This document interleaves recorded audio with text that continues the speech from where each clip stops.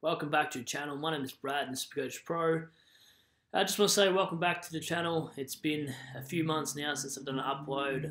Obviously I took a bit of a break, being the off season and all, and yeah, just needed a little bit of a refresher.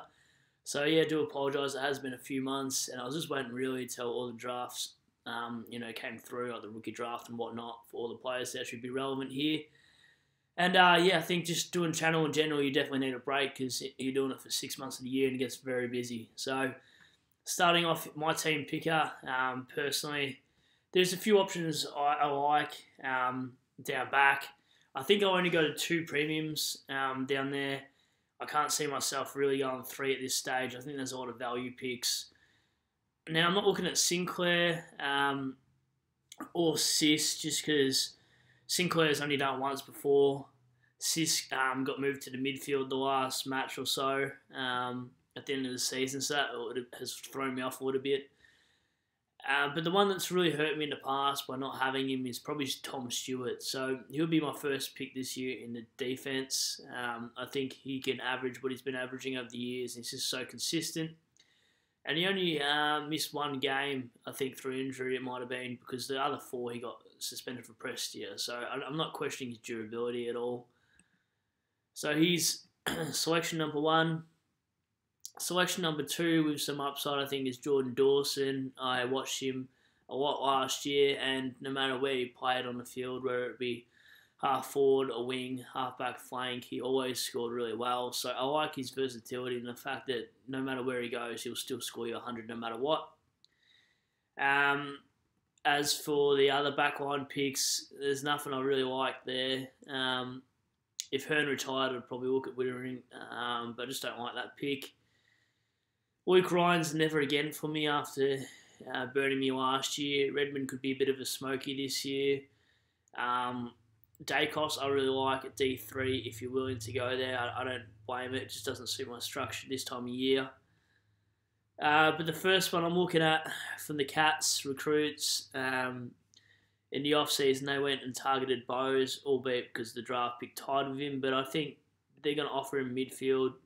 Joel Selwood's retired.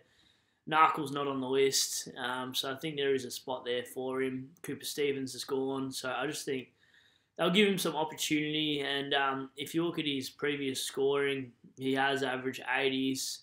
I even think at the start of the season, 2021, he had a really hot streak, it might have been. Yeah, you look at Bowes, 146, 114, 95, 107, 73, 92, 110, 93. Sorry, I forgot how to read for a second. But in all seriousness, yeah, he was a great pick at the start of that season. I just think he's got potential to do it again. So he's third as my D3 for now. I've just taken a screenshot of my side, so I thought I'd go through some of the players. Jones, the next one, Liam Jones coming back because of that COVID thing. So he's not a bad shout for 228, I think he is. So Nathan Wilson's an interesting one too now that Freo have got rid of some players. I wonder if he's back in their best 22. Highmore is a no-go for me. But where are we? Liam Jones, I'm not expecting him to average crazy, but I just think he'll start scoring decently, enough to be a rookie cover. Zach Reed I've even considered as well. Essendon do rate him there. It just depends on where the coach sees him. And then you look at the likes of Connor McKinnon. It's been a couple of years since he actually played for Essendon. Went back home, played some Gaelic football, got homesick and whatnot. So I think there's a spot there for him at half-back flank. Probably means Kennedy Coleman doesn't score as well, but it means they've got really quick half-back flankers, that's for sure. Then our 6th pick will be a guy that they actually drafted last year, Chesser. I think he actually got injured, hence why he was in a lot of people's start of the year sides, and then just nothing came through with it. So I think he gets a gig this year, especially with West Coast being wanting to be a younger side, even though they're still an old list.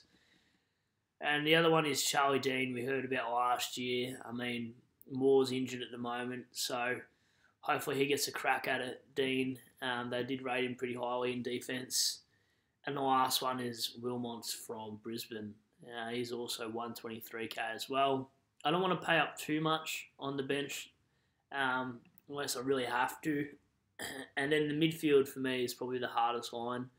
So I might skip the midfield and go into probably the most interesting bit for me is my rucks. So this year, Witts gets a full pre-season, so I think he's my number one pick. I'm not interested in Gore, not with Grundy there at all. English is too hot and cold for me, and they just brought that blonde-headed Freo guy in, Rory Lobb. I was just trying to think of his name. Sean Darcy's got the potential to, do things, but it just always seems to get injured. I kind of like the pick without Meek there, but just still uncertain what their R2 looks like in that lineup, who they actually use, and probably the likes of Jackson going there doesn't really scream pick me Darcy.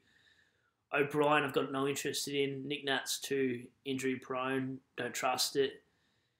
Toby Nank always shares with Soldo in games that Richmond play multiple ruckmen in, so I don't like him as a pick. If Soldo had gone to Giants in that Hopper and Taranto trade, I probably would have kept my faith in Nick Curvis, but not this season. So the next pick, and the most logical pick for me, is probably Rowan Marshall. Now, without Paddy Ryder there, I think he's going to score quite well. They do have another ruckman there, Tom Campbell, I think, that plays. But I just can't see him getting a gig with Marshall there. I think he'll make it his own. And then, just for a placeholder, I'll probably just use a DPP 102 ruck swing and just hope it comes in handy at some point. I know a lot of people starting Darcy Cameron as well, but if you owned him last year, you weren't fantastically impressed with his score in the back half of the season. I watched a lot of Collingwood games as well and just noticed he played a lot up forward when Cox went into the centre. So I just hate that. I don't think it's going to change too much from their tactical plans this year either. Even with the recruits that they've got, like the big Brisbane guy, I forgot his name. I just have a bad feeling that he's going to get stuck forward a lot of games and just always seems to cop a little bit of niggle in the shins. And that annoyed me, especially late in the season, just really fell off from what he actually was.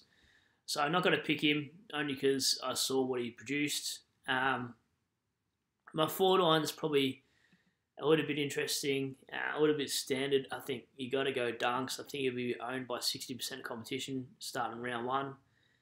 My second pick is probably Rosie at this point, unless he proves me otherwise. And third has to be Taranto. I think, Taranto coming across to Richmond, he only averaged 91, you can see here, but he's had an average of 102. And I think he can get close to the 102 mark as what he's done. He's only 25 years old. He still scored decently. And this was a lot of the time he was playing forward and still managed to turn up as well. Got a couple bad games in there, but I just like what he can do. And I think he's just value at his age. And him and Hopper will be the main two at Richmond. Prestia will be third. And Cochrane will probably line up fourth and Dusty fifth around that sort of mark. And I just can't really see Hopper spending time forward, nor Taranto either. I think we've already got the likes of Bolton and Martin there. So I think you'll see, in that centre square, Taranto lining up with Hopper and Cochrane and whatnot there. So I love the pick. I think he'll probably be D1, even pushing Dunkley's spot, to be honest. Might be a little bit biased, but I just see more opportunity for Taranto than what I see Dunkley with the likes of Lyons and Neil and players like that going through there. So our F4 is a bit speculative, but I only need him to get through 7, 8, 9 games to sort of make me 150k, and he's likely to do that. Fife we're talking about, people question the likes of Fife, but don't realise, apart from last year averaging 63 with those injury-riddled games, he's always averaged over 100 since 2011, apart from this one season here with 93. He's been just so consistent, and I think it's an easy no-brainer, especially if he lines up round 1. Why not? You've got the trades. If you're starting him, it doesn't really burn you too bad. So I don't mind starting injury risk players. I just hate bringing them in. That's the opposite for me. So that's how we go on there. McLean will be F5 for me. I don't want to pay up too much for forwards this year, and I think his value. Also think with some departures they've had in that midfield that he gets a gig there, and he's actually had decent scoring in the past too. He has averaged a 94 one season and an 85 back then. Not expecting him to recapture those, but if you can even go 75, 80, that's what I'd be pretty happy with. He's only 27 years old at the start of the season, so still young enough. And if he plays in midfield time, I think it'll be no worries at all. The D6 we're going for, coming off an ACL, pretty sure is Ben King. I think he'll be pretty popularly owned by start of round 1 as well. And then to finish off the forward line, we'll probably grab Thomas Berry, who Gold Coast grabbed off Brisbane for basically nothing. I think he's probably best 22 for Gold Coast. And Sin, who we thought we were going to play last year and didn't. I think he gets a gig this year. So you could look at Finlay McRae as well if you wanted to. But yeah, at this stage, Josh Sin in my forward line. My midfield, I can't seem to pick it this year. I'm a little bit all over the shop. I'll probably just read some preseason reports and see who's had no interruptions, but M1, not F1. M1 is Clary. I'd love it to be Laird. I just think he's a little bit too expensive, even though we're talking about 4K here. Took at M2. Bontempelli at M3. He looks injury-free over the preseason, and he gets so much of the ball and just plays so well. He kicks goals. He doesn't need to have 35 touches like a McRae to score well. He just needs 25 touches and 2 goals, and he's scored your 115, no worries. So he just sort of gets points for breathing, this guy. And the other guy is Jack Steele. I think he could bounce back from his injuries last year. I think he did his shoulder in the season and then came back. But I think, Rowan Marshall feeding it to him, I think that would be, pretty good combined combination. And then to round off that midfield, I think Hopper can go 90 plus this year. He's very cheap. He's only $332. We've seen him do it before. And like I said with Taranto too, he's just going to get so much of the pill in the midfield, kicking it to Lynch and Jack there. And if you have a look at Hopper's scoring too, you'll get 97, a 90 and a 95 there as well. So he's done it there before. It's obviously just injury based that we're a little bit concerned on. But I think he'll be worth the pick, especially if he's fit and firing round 1. The other option is to go Dom Sheed if you wanted to. He's not a bad shout as well. He's only 27 years old, I think. Yeah, he's 27, but he's average 82, 80, 89, 95. So if you can get him to mid-80s average, and all you need is a player to drop 100k or so and Sheed to go up to 150 and sort of meet in the middle about that low 500 and straight swap for someone that's come down like a Zach Merritt or something like that. That's all you really need in that midfield. You only need these players playing, 2 months of good footy, and then a premium having a couple bad games in a row, and then just making that jump ship, stepping stone like pick, and still being able to score you decently. Like those 5 can still score me decent points throughout the midfield. And I think you at least need 4 primo midfielders at any given week for vice captain and captain options. So that's a big thing for me. I think 3 is a little bit shy of having enough options, especially to loopholing as well. And then to finish off in the midfield, we're going to go for Ashcroft as our first draftee pick. Heard so much about him. Just hope he lives up to some sort of hype in our midfields. Not expecting him to go 95 or anything crazy, but just be nice to see a nice solid 75 there would be what you want. Will Phillips is my next one. I think he had glandular fever twice last year. He's been training since the off season really started, but he's started way back in September apparently. So I reckon he gets a gig in the midfield with Clarko. I guess we'll have to wait and see what the preseason match is all about. And then the next pick is a guy from Freo, Matthew Johnson. I think he was picked up last year's draft. He was meant to get some games. I think he does this year. So these rookies are always subject to change. They're just placeholders for the time being. I didn't realise I actually had that much money. So I might actually grab Dom Sheed here and put him through, and then finish off my last two picks with McRae and Blakely. Hopefully one of these guys get up, and if not, I can exchange them for a different player at the time. And Connor Blakely, playing for Gold Coast now. Where is he? Connor Blakely. Scrolling up.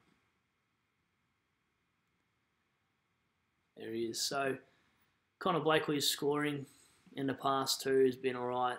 He's got an 89 average, 85, 75. Has never really put the games together, but maybe at Gold Coast he does. So that's how the side looks. Stewart, Dawson, Bowes, Lockie Jones, McKenna, Chesser. Midfield rounded off with Oliver, Miller, Bonds, Steele, Hopper, Ashcroft, Phillips and Johnson. Ruck. Not really much of a set and forget because I'm not really set on any of these rucks this season. But forward line looks pretty decent too, of Dunkley, Rosie, Taranto, Fife, McLean and Ben King. And yeah, I'm just not really risking it with playing any rookie forwards like a Davey up forward or something. I just want them to be players that have actually had games, and you're not relying on actually first-year rookies to get your games, because that's where you sort of get unstuck. It's better to pick these second, third, fourth-year players that just haven't had opportunity, or they've gone to a new club, or they've got a different role, than picking a guy from, pick number 5 from this year's draft or something like that you think's going to score really well. Because, some of them do in poor teams, but then they just get rested a fair bit, and you don't want them to be a sub rule this year either. So that's my first attempt of the picker. I'll probably do some content with some others this year too. I just haven't been looking at any social media like Twitter platforms and stuff like that. So I do apologise to SDS. He gave me a shout about a month ago. I only just read it last night because that's how long I haven't been on any sort of footy platforms for. But yeah, look, I'll make sure I have some off-season content going into the new year and whatnot. So I do apologise for the long layoff, but it was much needed for me. Hopefully you guys are doing well. Give us a shout on any smoky players you think you'll be putting into your side, and also what you'd like to see in the upcoming videos. Put them in the comments below if you'd like. Anyway, hopefully you guys have a good one. I'll catch you on the next one. See ya.